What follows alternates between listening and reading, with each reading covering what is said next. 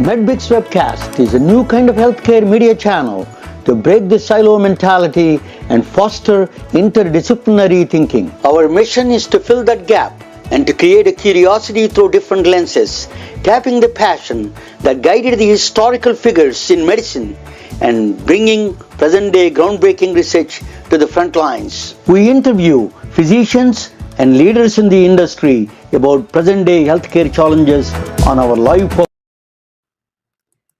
Welcome to the MedBix Webcast. This is Raman Anam. I'm the host. I'm not Albert Einstein, but we have a guest who belongs to the same tribe as Albert Einstein is going to be with us. So we have a special program today. We have a lot of people from India, United States, a lot of doctors that are a lot of physicians watch my program. So they want to do either they want to be entrepreneurs, or they want to fund somebody, one of their relatives. They want to fund it. There's always what they need to know. This is our guest is going to explain. Our guest his name is Royse. Is a longtime friend. Royse is a attorney in Silicon Valley. He is from Palo Alto, California, and then he held prestigious positions in the California Bar Association, and he has and also he's also specialized in some agriculture technology. I'm from a southern state in India, from a small village, agriculture-based state. I'm from Andhra Pradesh, it's called. And then where I went to Atlanta, Georgia, where the peanut farms, so I'm not that far from there. I'm also close to agriculture, both sides. So we can ask him a little bit about the agriculture, but the main focus is the laws related to the startups. What are the requirements? What are the legal tax structures? What are the funding requirements? What do the VCs think? What is Silicon Valley mindset is? That is what I'm going to do. I'm going to, without a further ado, I'm going to bring Royse to the main stage. Welcome, Roger. Thank you. Good to be here. So tell us a little bit about, I explained to you, you're a lawyer, very, very well-known lawyer in Silicon Valley. I met you a long time. You're a friend of mine. And, I don't have too many lawyer friends. You're one of the very few. But tell me that you have a lot of good positions in California Bar Association. You did. So what else? I forget anything that you want to add something to the qualifications? Well, I don't blame you for not having many lawyer friends. It's the most exciting people in the world. You ever been out to dinner with a lawyer? Boy, it could be pretty long dinner. By the way, that is quite an opening you have. I don't think I've ever been on a webinar, and I've done a lot of these. I've done hundreds of these. I don't think I've ever been on a webinar with an opening quite that splashy. So congratulations on that. Certainly gets your attention, wakes you up here at 6 p.m. California time. But yeah, like you said, I do startups. I'm in Palo Alto, so by necessity, that's my audience. It's technically, we call it emerging growth and venture capital. So I work with all the new companies, and I've been a frequent attendee of your events, and I know you're very much health focused. And I totally get that. I like that. A lot of the companies I work with are biotech or health tech or precision medicine. And we're going to take a little bit of a turn tonight because we're going to talk about the legal aspects of startups and why startups, because I think that's where innovation really comes from in this country. I think that's the engine. Not only are startups and small businesses a big job engine, I think they're an innovation engine. Big, large public companies, they got public shareholders to report to. They're not as likely to swing for the fences like a startup is able to do and make those really big advances. And we have been seeing huge advances in your area, in medicine, in health, and biotech. So we're going to take a step back here and talk about the legal side tonight. Yeah, I wanted to ask you before we start the legal side of it, that Silicon Valley Bank is a big drawback in the Silicon Valley. Everybody is around the country and around the world are talking about. What is your take on that that situation in the Silicon Valley Bank? Is the funding dried up, or what is the situation there before we can go proceed of that? That's a big topic around the world. Yeah, it certainly caused a lot of people a lot of anxiety, and we were all busy for a little while, for about 5 minutes, I guess, until the FDIC stepped in last spring. But I don't think Silicon Valley Bank is more of a symptom than a cause of anything that's going on in our economy right now. And don't get me started about this comedy of errors that got us to where we are. But for where I am right now, from where I sit, yeah, there's not a lot of venture investment being made. But that doesn't mean deals aren't getting done. That doesn't mean companies aren't getting funded, because they are. They're just looking at other spaces. I'm seeing a lot more family offices who are a lot less, let's say they're more resistant to what's going on with interest rates, and way more private equity and corporate venture capital than before. And that is something that, in the old days, and by the old days, I mean like a year ago, or maybe a couple of years ago, people come to me and say, geez, should I go out for corporate venture capital? And I'd say, well, it wouldn't be my first choice. Corporate venture tends to have a reputation as being a little hard to deal with. They have changes of management, and one day you're the golden boy, and the next day you're out of favor, and you can't get anyone to come to your board meeting or sign your consents. But everything's changed now. Corporate venture is really a much bigger player these days. So private equity, corporate venture, family offices, and angels. Of course, the angel community, for sure. Okay. So, Let us go with your startup. Shall I? Can you? Okay. Let me show you the startup. I'm going to start. Let me bring to the presentation to there, and I'm going to, both of us going to be in the side, or maybe I'll put in the bottom. Okay. Can you see that? Yeah. Yep, I can see it. I don't think Okay. I don't think I can move it though, but I can certainly see it. You cannot move. You see if you can move your cursor on the top of the screen, it maybe you can see the moving, or on the left side. If you can't, I will move it for you. Why don't we go to slide 1? Go to the next slide. Slide 1. There's a Roger Royce. Startup law is going to talk about. He is a part of the Haynes Boone company, the law firm. Tell us a little bit of Haynes Boone. You want to say that a little bit more about that company, or you want to? Yeah, so briefly, I've been with Haynes Boone about 3 years. Up till then, I had my own firm for the last 15 years. And Haynes Boone is an AmLaw 100 law firm. We're a large firm. We have offices all over the country. However, I am in Palo Alto, and I do emerging growth and venture capital. And almost all of my clients are tech companies in a variety of industries. But we've got enormous depth, so I can take them from start all the way to IPO, and I have done so even this year in this market. Okay, I'm just going to go through a handful of issues over the next hour that I think you all ought to watch out for. And this is just geared to the startup founder or the investor. And these are kind of the major legal issues that come up in your company, because these days it is just so easy to do everything yourself. You can go online and you can form your own company. You can download your own documents. You can get in all sorts of trouble. So let me just kind of give you the top things to watch out for. So number one, when people come into my office, it's not very often there's a sole founder, sometimes, but usually there are co-founders.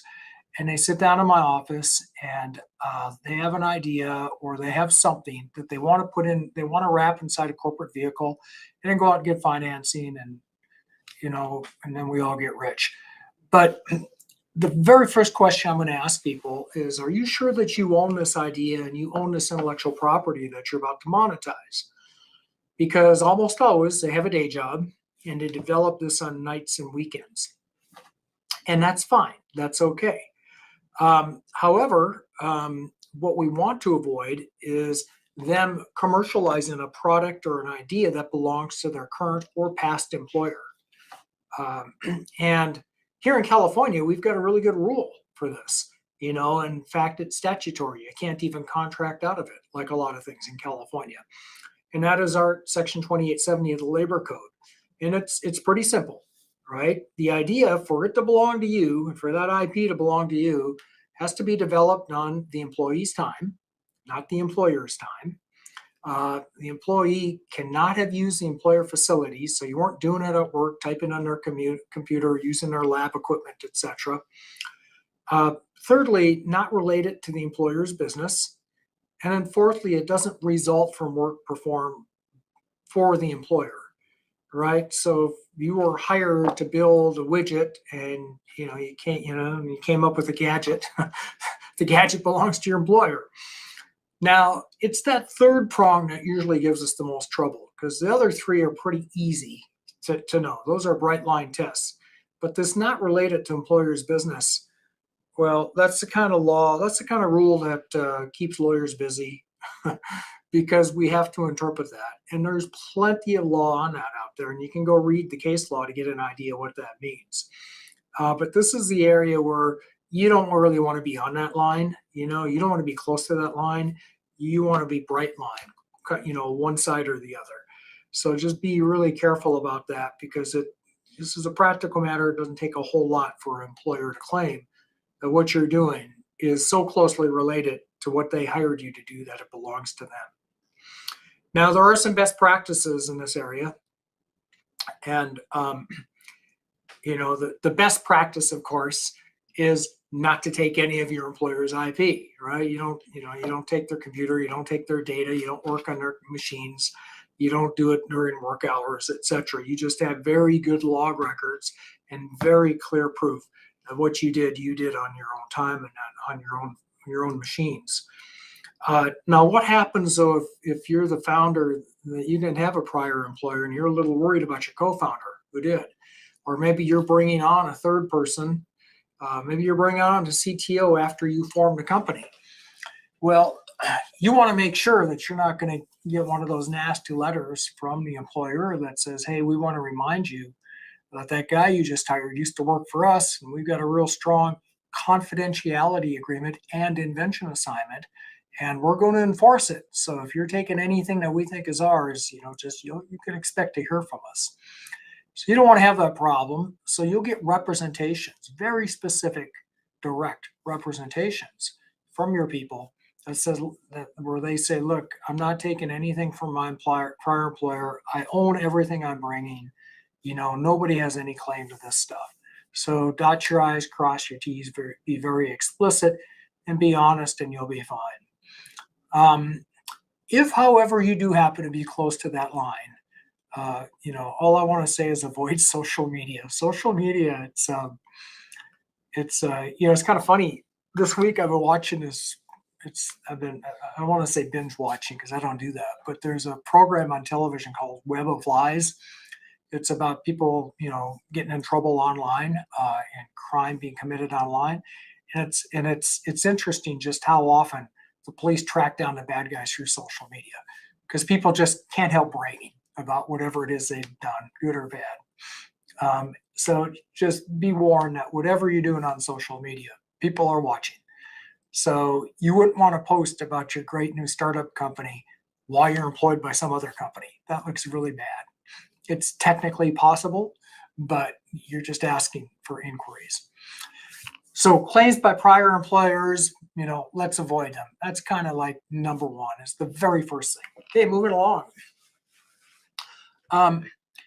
This one, next slide, importance of documentation is the next slide. And, I can't stress how important paper is in this case. Even if it's electronic paper, you got to have something, you got to have agreements, you got to have something in writing, you need to have evidence. And it's almost every other day that I see people that just wait too long. In fact, just today I talked to somebody who has been operating informally for more than a year with his or her co-founders. And I'm telling you, you're just asking for problems. You're just asking for trouble, because people's memories are going to change. Their recollection of events is going to change. When it comes time to do that financing, they're going to remember that they were promised a different amount of ownership than you remember them having, if you ever even had that agreement. So don't just rely on emails. That's really bad. It's easy to say that's not an agreement. Get your documents in place. The sooner the better, the sooner you can sleep at night. It's just really, it's just a tragedy when I see this. And I do often. You get a company like that salmon swimming upstream, they've managed to make it. They've got product market fit, right? They're in the right place at the right time. They got the right team put together. And they got an investor that really wants to invest in them. But they messed up because they didn't get anything in writing, and now nobody knows who has what. You are dead on arrival, my friend, dead on arrival. That company is done. Now, theoretically, you can go back and get everybody to agree later, which is what we all think is going to happen. I will tell you, out here in the real world, um, it's not how it always works out. All right, so equity ownership, that's the big one. Of course, that's the one everyone thinks about, right? So you're going to write on a napkin, I own 5%, I own 50%, whatever it is. And I've seen a lot of napkins like that. These days it's emails, but in the old days, it was bar napkins. And I'm not kidding. I've seen so many people come into my office holding a napkin. So that's the easy part, equity ownership. But there's a lot of other things. Vesting. What? Are you going to put a vesting schedule in an email? Not bloody likely. I think you're going to want to have an agreement. Investing super important, because what if somebody leaves before you start, before you get going, before you get traction? You need those shares back, those unvested shares. You know what vesting is? That's the idea that you earn into your shares through continued service to the company, right? Now, that is super important because the founders have a pool of stock, and the optionees have a pool of stock, and the investors have a pool of stock. That's kind of how I think about it. Well, your option pool is going to be X. We all know that. We're not going to change that. The investors are going to take what they want. So the founders is going to be a mathematical function. It's going to be what's left over. And if you've already promised an unvested chunk of that to somebody who's not contributing, that's that much less that's left over for the founders. And you might say, well, okay, my bad. I guess I'll just live with that. But it's not that simple. The investor may say, and I have seen this happen many times, look, I don't believe that you remaining founders are going to stay with this company with how little a stake you have left. You gave too much away, right? You should have had vesting, so the person who's not contributing is forced to give stock back to the company when they leave before you get to traction. Third place, this comes up. This is more subtle. This is one you probably wouldn't think of unless you've been through it, several times. Eventually, people are going to be making contributions in a typical startup scenario. They're going to be putting in cash, services, intellectual property, facilities. You get to use my garage, whatever it is, time. So you might all have different expectations as what they're getting for that. In fact, I can almost guarantee that you do if you have more than two founders. So let's use the easy one, cash. So suppose that you have, your service partners putting in their time, you got your cash partners putting in some money to keep the thing moving along until you can get funded. Well, what are they expecting for that? Because in their mind, they might think it's a loan. They might think it's just their share, their contribution. You're working, I'm putting in cash. Or they might think it's something that's going to turn into stock, preferred stock, when you finally do a financing. You better get that in writing, because I can guarantee you were setting yourself up for a dispute when that issue comes up. So let's just clarify. And I can also pretty much guarantee you that people are going to take, of those three alternatives, they're going to take whatever position puts them in the best, in the best position. Just a couple other points to make about this. I say get documentation, and almost anything is better than nothing. You need to be surprised how little it takes to satisfy the law. Unfortunately, the dark side of that is that anybody can go online and download anything and sign their own agreements. So I could go on and on with horror stories about people messing that up. because you don't know what you don't know. There are unknown unknowns. For example, you might download that Y Combinator safe and not really understand what it says and just how investor friendly it is. And that might not be what you intended. If it is, that's great, but it might not be. So just be super careful about do-it-yourself solutions.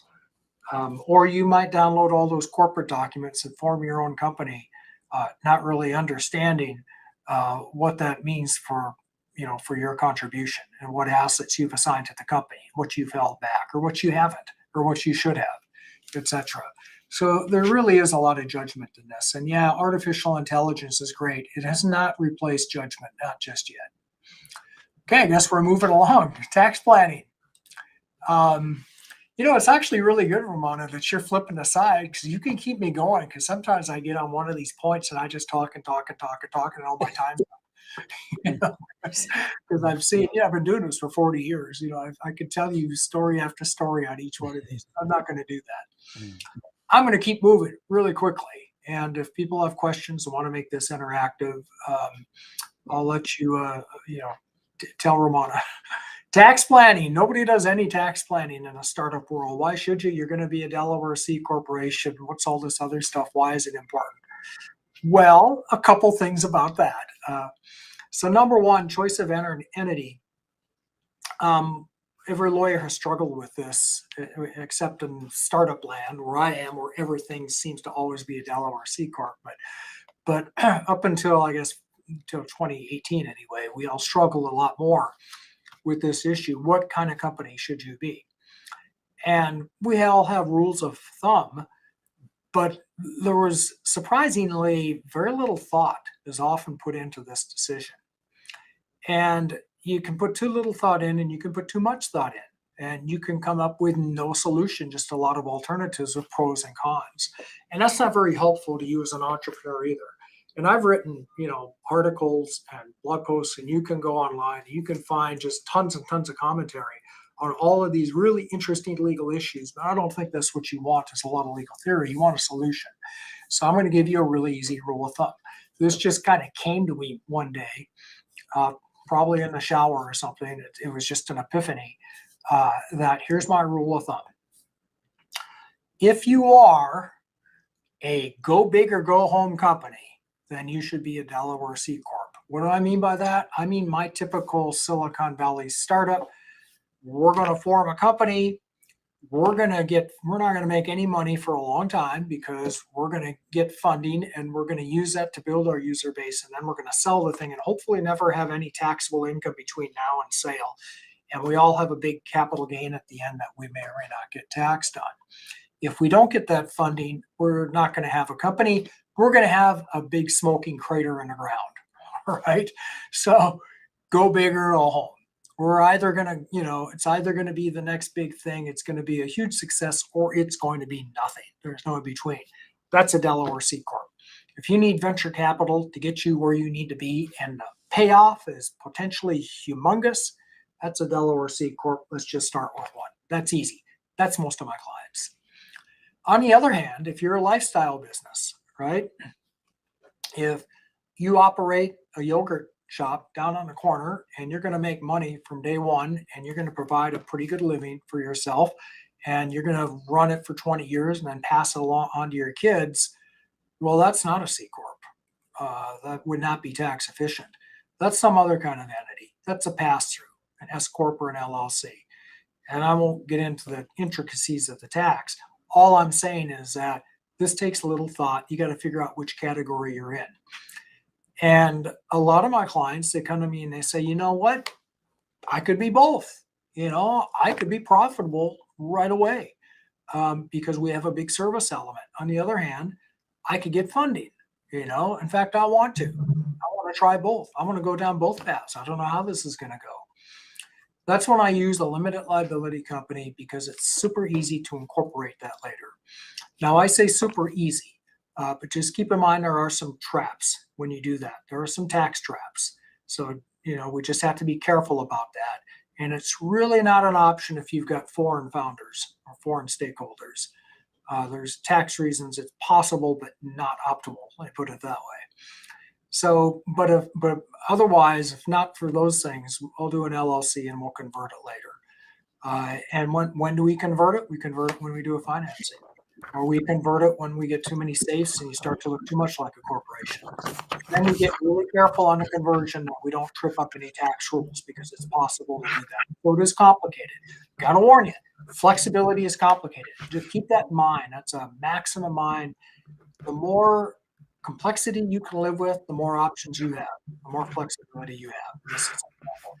Now, the final thing I'll say about tax planning, since we're already talking a lot on this slide, is the four greatest letters that ever entered the Silicon Valley, QSBS, qualified small business stock.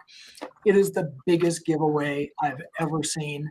And it is really such a huge benefit to investors. I think that is part of what's fueling a lot of the angel fueled startup growth, which is a very good thing for this country, no doubt about it. But part of what's fueling it is the qualified small business stocks exemption. What is that?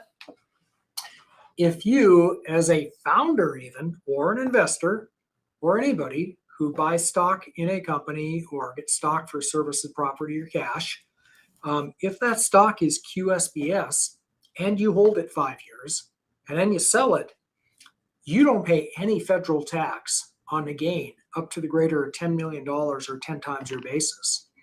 Okay, think about that for a minute. You can have a tax-free exit.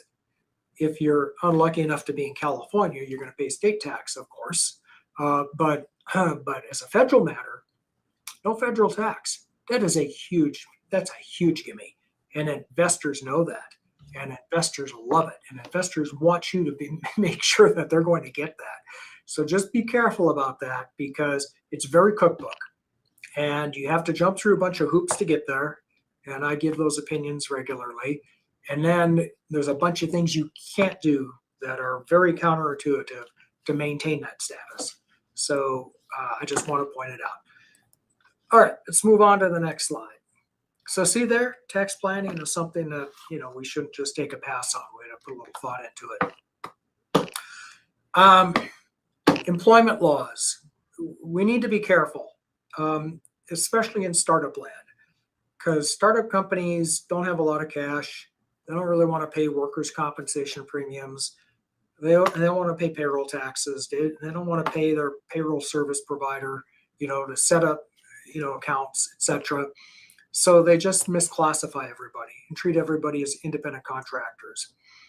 That's another dead on arrival issue. That's an issue that could, kill the company. And the way I like to describe it, I don't know how many of you have ever listened to Reid Hoffman's podcast, Masters of Scale. He has one particular episode called Putting Out Fires that I reference a lot because it's such a good episode. And he talks about when they were building PayPal. And in any startup, you're going to have all these problems. Some of them deserve your attention and some technically do, but practically they don't. You got to let those fires burn because they're relatively small. Other fires are huge. They're the California forest fire. They're forest fires. You can't ignore those because they're going to take down your whole company. So when it comes to employment laws, I think of things like, I don't want to give you an example of a problem you should ignore because, otherwise someone's going to ignore it and then blame me. But I'll give you an example of a problem that is a forest fire, and that's misclassification. Because if you get that wrong, that can bring down your company. You could be sued under our class action lawsuit statutes. In other words, somebody can sue on behalf of themselves and all other similarly situated. And what are they going to get? They're going to get overtime. They're going to get waiting time. They're going to get vacation pay, or all that stuff that they were entitled to. Meal and lunch breaks, maybe not vacation if you didn't have an agreement on that, but meal and lunch and lunch breaks, all the stuff that's statutorily mandated. That can be huge. That can be really huge. Plus, you could have the taxing authorities after you because they're going to want back taxes that, of course, the putative employee did not pay. Now they're going to look into you, the employer, the startup company, to pay it. Workers' comp is going to be wanting their premiums. And by the way, workers' compensation is one of the few government agencies that will use the criminal statutes to enforce compliance with their obligations. And that's bad like you wouldn't believe. And then finally, California has a relatively recent wage theft law where they will go after the promoters of companies if your company doesn't pay its wages. So you got all sorts of problems if we get this wrong. So you can't get this wrong, and that's the big takeaway. And I'm talking mostly about California because this is a very tough state on misclassification, but it's state by state, and we now have the Department of Labor, federal Department of Labor, kind of getting involved much more in labor law in this area than they used to be. And for example, they've been bringing enforcement actions related to to non-competes, which are illegal in California most of the time anyway, but maybe overly broad non-solicit agreements. I'll talk more about that later. Let's just say that there is a developing area of federal labor law, and the developing area of federal labor law really wants to, the Biden administration really wants to adopt the California rules nationally. And for those of you that are not in California, you are not going to believe it until you see it. I know that because I see lawyers come into this state from other states, and I explain to them what the rules are, and they never believe it. They just don't believe it. They say, nah, that just can't be. That just can't be. You can't get an employee to agree to that, right? Is it that hard to enforce an arbitration agreement? That just can't be. Well, I'm telling you it is. So, and just stay tuned because there is a movement that is gaining it's gaining momentum to make the California rule the federal rule. Okay, next slide. Okay. IP protection. IP protection. This is a big one for my clients because they're all tech companies, right? So, where to begin? So let's begin with, there's a lot to talk about here for sure. So we all know about patents. So number one, I'm a big believer. I'm not a patent lawyer. Okay, I know when to call patent lawyers, but I'm not a patent lawyer. Nevertheless, I want my clients to be valuable. And I want them to get funding. I want them to get a good valuation. And I want them to not be taken out of the game when a competitor's patent pops up. So I'm a big believer in patents. All right. Patents give you a lot of protection. The problem with patent, of course, is that the protection is limited to a certain number of years. You will eventually, when the patent issue go public, what you've done, so everyone can see it. That means your big, humongous, large company competitor is going to know exactly how you did it. And maybe they'll infringe, and maybe you got the money to sue them or not. So there are some issues, with patents. What's the alternative? The alternative is trade secret. What is a trade secret? Trade secret is for most of my clients, it is their most valuable asset. Okay, a trade secret, it's proprietary information. So number one, it's information, and it's valuable information. Number two, it's secret. The world doesn't know about it. It's probably what gives it its value. And thirdly, and this is the tough one, you have taken some steps to preserve the confidentiality of that trade secret. Now, the first two prongs are pretty easy. It's confidential, it's information, it's secret, it's valuable. That's pretty easy to prove. Third one is where companies mess this up, right? The third one, have you done enough to keep it secret? So do you have NDAs in place? Do you have NDAs, confidential information agreements, with all your employees and contractors, and NDAs with everybody you show this to? Do you have a good trade secret policy so that not everybody in your company can easily access your trade secret information? Do you have a good cybersecurity system? So you're not making it super duper easy for it to get hacked. You have to take reasonable steps to protect it. And you might be surprised how little it takes to lose trade secret protection. For example, there was a case during the COVID lockdowns about a company that a tech company that didn't know how to use Zoom. Imagine that. And they opened up their Zoom call to the public, and on that call, they disclosed trade secrets. Well, guess what? It's no longer a trade secret. It's out there. So that's a super careful one. So I know what you're thinking out there. You're saying, okay, well, we got, I got this valuable. That sounded a lot like a patent, which you just described. It sounded like an invention. So I got patent protection. I got trade secret protection. So I think what she said is if I file a patent, everyone's going to know about it. But then I got patent protection. If I don't file for a utility patent, no one will know publicly what I'm doing. But I don't get this federal protection, and I could easily lose it. So what do I do here? Right? So that's kind of the trade-off. And here's, again, rules of thumb are risky, but I'm going to give you one anyway. And keep in mind, you need a lawyer. I'm not your lawyer. Talk to a lawyer when you do this, because it's all fact-based analysis. And that goes for every single slide, by the way. But here's a good rule of thumb.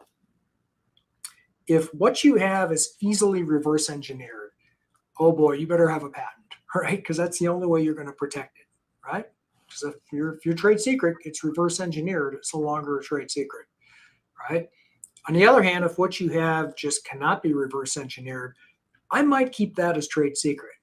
And most companies I work with, they have patents and they have related trade secrets that are going to constantly be changing, like their software code, which is usually trade secret, and then patents, some other aspect of their invention. That's kind of step one of patent strategy. And in my book that I'll talk about in a little bit, I've got several chapters on patent strategy that are more business related that we can go into, but that's the legal aspect of patent strategy. All righty, why don't we move on to the next slide? How are we doing on time here? Boy, we are like right exactly on. Good job, Romana, with those slides. Trademarks. I know I just told you that my client's most valuable asset is trade secret. Their other most valuable asset is trademark. Kind of depends on the company. And let me tell you why. So think about what a trademark is, right? It is your right to protect, to keep people from using your name, your logo, your fanciful design, something like that. It is really inexplicably tied up with your brand for a lot of companies. I mean, just imagine, would there be a Snapchat without the Snapchat trademark? You can think about that for a lot. Would there be a Twitter without the Twitter trademark? Well, I guess there would be. I guess now it's X. But unless you got Elon Musk promoting your company, you probably want to be really careful that you own your trademark and you're protecting it, right? So the first thing you should do, because you want to avoid the scenario where you put a ton of money into building a lot of goodwill, meaning customer market recognition and acceptance of your mark and the identification of your mark with your business, your product, your service, before you put a lot of time and money into that. You want to make sure somebody isn't going to come along down the road and say, cease and desist. You're using my trademark. That's infringement. So stop, please stop. How do we do that? Number one's really easy. Do a Google search, right? Or a Chat GPT search these days, I guess, or Bing chat search or something. Do a search. Do the easy, cheap, free one now. Find out if anybody is out there using that mark. Number two, go in the Patent and Trademark Office and do what we call a knockout search. Make sure nobody has registered that trademark. And then number three, we will file a registration. And I'm not going to go into all the reasons why you want to do that. I'm just telling you, you want to do everything you can to protect that mark, because you might be in the kind of business that your brand is going to be so tied up with the mark that if you happen to lose it, you lose a lot of your value. And I have worked with companies that have come out to the edge of that, and had to negotiate big settlements because, look, if my name isn't, XYZ anymore, people are not going to know who we are, what we do. They're not going to come back, etc. So just be super careful about trademark. And we could talk a lot about trademark. What's a strong brand? What kind of brand to use? And you want your trademark, not to be subject to challenge if possible. By the way, think of the most powerful brand, the powerful trademarks that you know of, right? Think of, what do they all have in common?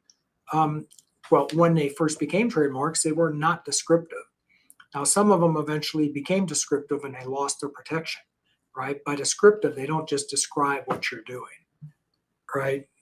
So I couldn't trademark lawyer, even though I'm a lawyer, I couldn't trademark that. That's merely descriptive. So, and they're not words, commonly, used words. They're not even foreign words that have that same meaning. Sometimes they are, but that's not a great mark. That may be subject to challenge. What they are is made up words, right? Google, Exxon, Xerox, Twitter, those are the best brands, because people aren't going to say, oh, well, that's just descriptive. You can't trademark that. Okay, we're on to another tax related issue. And I have to spend some time on this because this is a sleeper issue. It's just so hard to miss. And and I don't want you to miss it. And this is another one that you might not believe it if I don't tell you about it. And it's not just taxes, it's employment related taxes. And these issues loom large in the startup world because everything you're creating is based on sweat equity, right? You're building it through your services. Well, that's a bad answer in tax oftentimes, because we've got a couple of rules that, let's think of it this way. The tax law disfavors compensation. It disfavors income from services, and it favors income from capital. In fact, if any of you have about a year of your life to devote to it, you might read, there's a famous economist just wrote a book on wealth taxes and how capital is increasing throughout the world at a higher rate than service wealth is.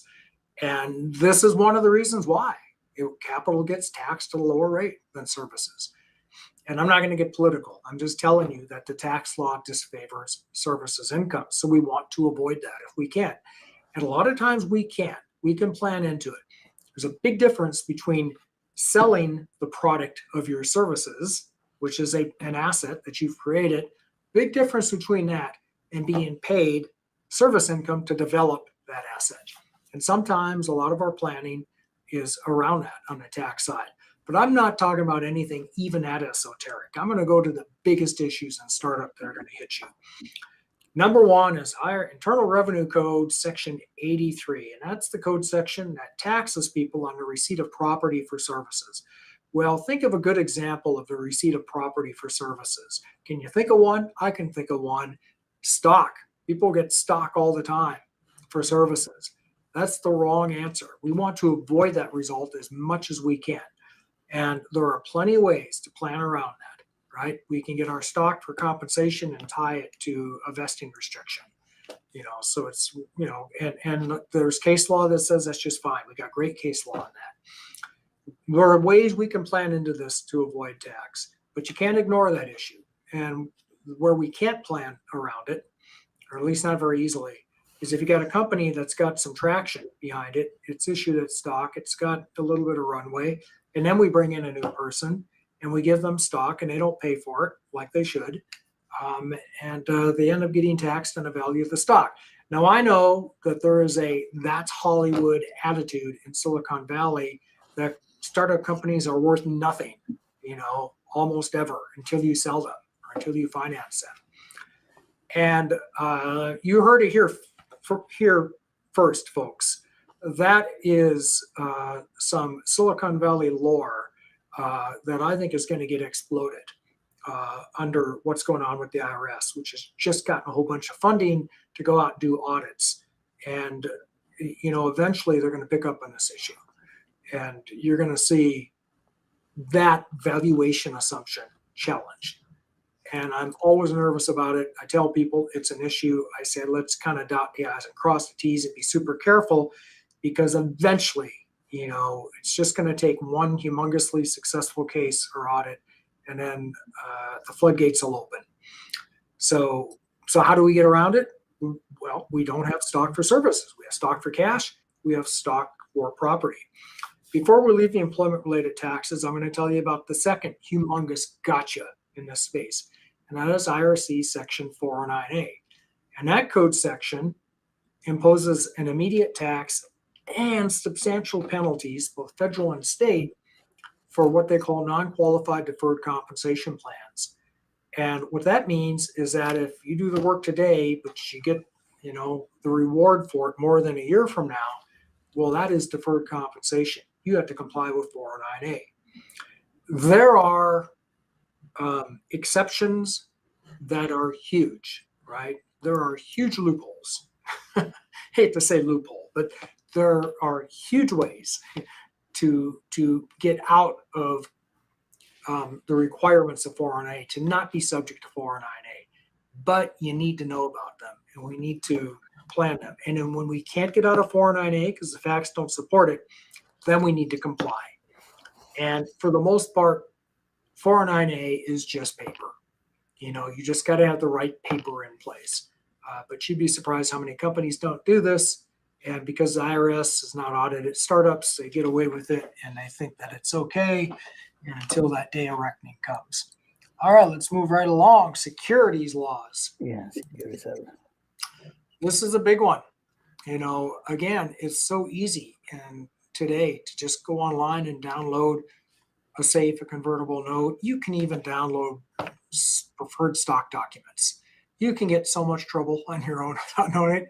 It's the equivalent. I do a lot of medical, a lot of doctors here. It's the equivalent to do-it-yourself brain surgery. In my world, going online and downloading documents and selling securities. And if you don't believe me, I can introduce you to people sitting in jail right now for getting them. Right? It's serious stuff. Now, let me tell you why. You have both federal securities laws and state securities laws to comply with. And the federal side is, I feel like it's a little more cut and dried because we have one federal government in this country, but we've got 50 states, right? And most of them have some sort of what we call blue sky law. It's a state securities law that requires you to comply with their laws. And some states are a lot easier than others. The Western states tend to be a lot easier, but not always. Washington's got kind of a weird statute. The Northeastern states tend to be way harder. They want to make it hard for you to sell securities. So you really have to know where your investor is, and you have to make sure you're complying with the laws.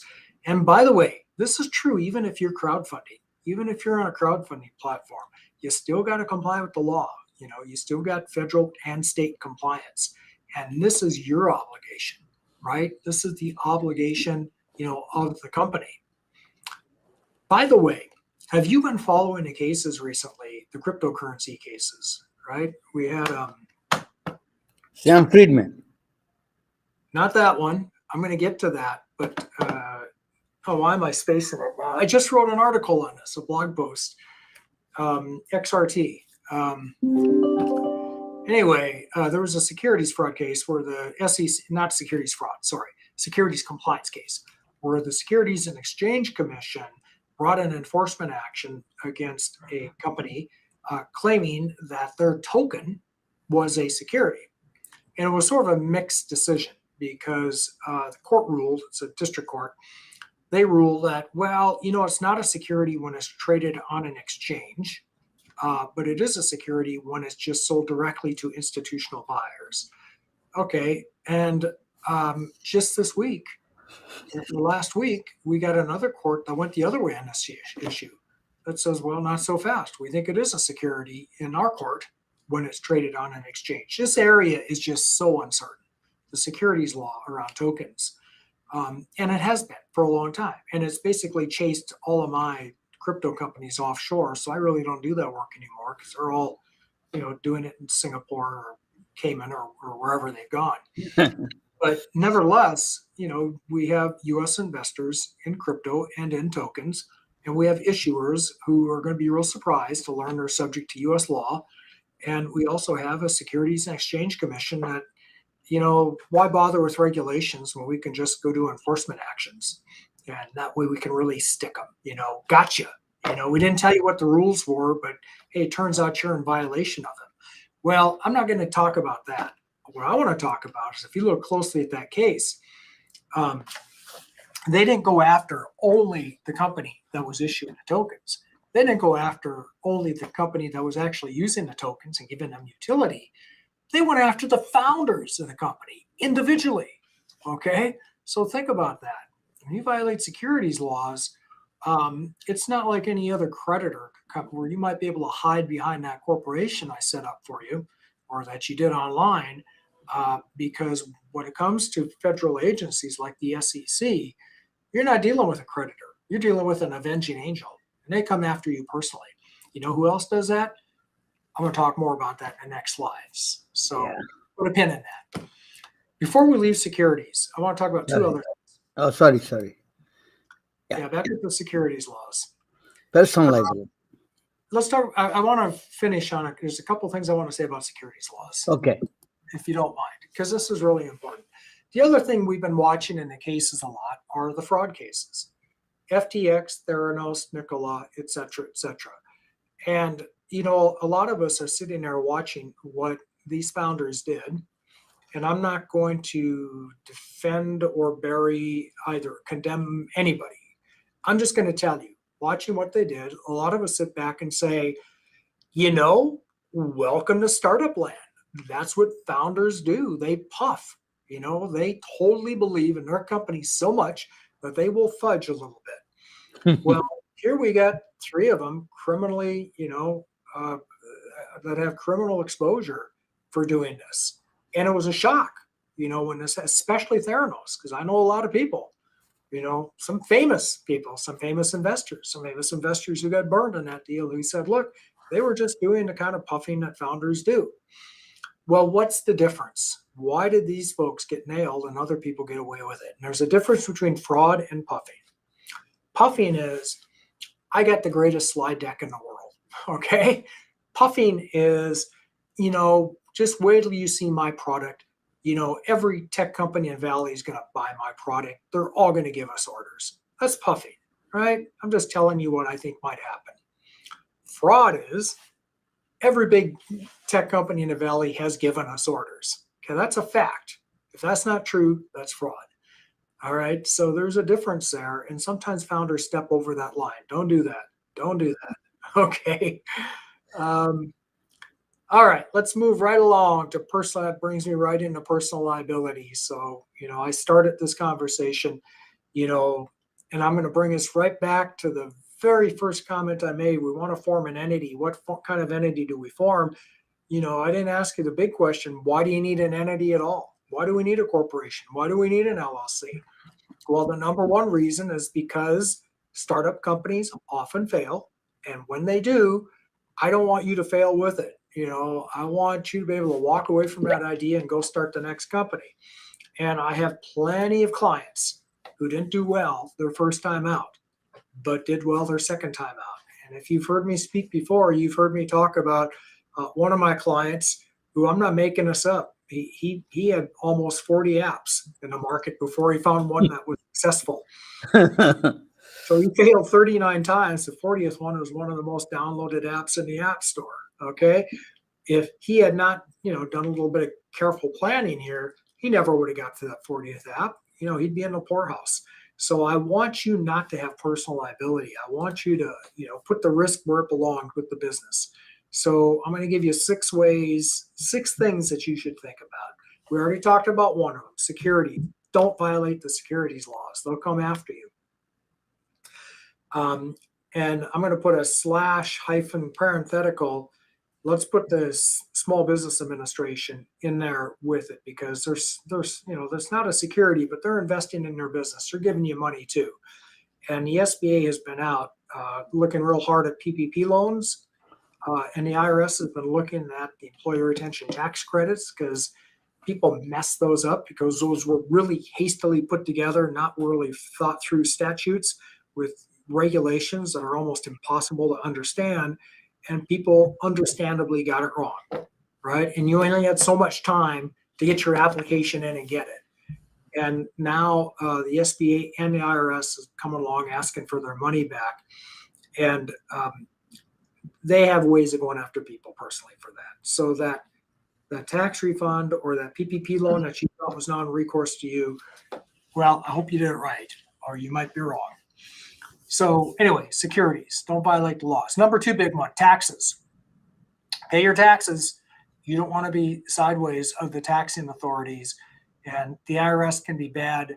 Here in California, the Franchise Tax Board can be worse. And the employment tax people can be the worst. And that's both IRS and here in California, it's the EDD, Economic Development Department. So you don't want to be sideways of employment taxes. You don't want to not pay employment taxes because you will be held personally liable for that. I can almost guarantee you that. And the IRS, they'll go after anybody who had anything to do with it. I'll show you cases of bookkeepers being held responsible for the taxes of the employees of the company because, they did the egregious act of keeping the books on this. Wages, there's this concept of wage theft here in California now, and you don't have to get the wage theft. It's just that promoters can be responsible personally for the wages of an employee. By the way, that has really always been the rule here in California under a little-known statute. It's just never been enforced until recently because there's a more recent statute that has a lot more teeth in it. Fiduciary stuff. This is directors and officers. What I would say about this is you really ought to have D&O insurance. I know it's expensive, but if you've got stakeholders, meaning investors or lenders for that matter, really get insured. Get insured because if things go bad, they might come after you personally under a theory that you were just grossly negligent with their money or whatever. You don't want that problem. Get insurance because fiduciary is another way they get you. And then fraud we talked about, don't do it. I had a client ask me one time, says, how can I ensure that I'm not going to get sued for fraud, given all these terrible stories you told me? And I said, I got an idea. Don't commit fraud, okay? You can insure. I can't even ensure you won't get sued, but that's a good strategy anyway. And then finally, contract. So in other words, if you sign a lease, your landlord's probably going to want you to guarantee it. Try not to if you can, especially those big leases, because that's how they'll get you. They'll say, look, you agree, you contract it. So where are we on time? We are right at the top of the hour. So at the top of the hour. Let me just Roger Royse. That is let me come together and that's a Roger Royse. Is the law firm is a Roger Royse. What is the email address? Can you read that one more time, Roger? Yeah, I'm not hiding. If you Google my name, Roger Royse, Royse with an S, Royse, you'll find me. But it's Roger.Royse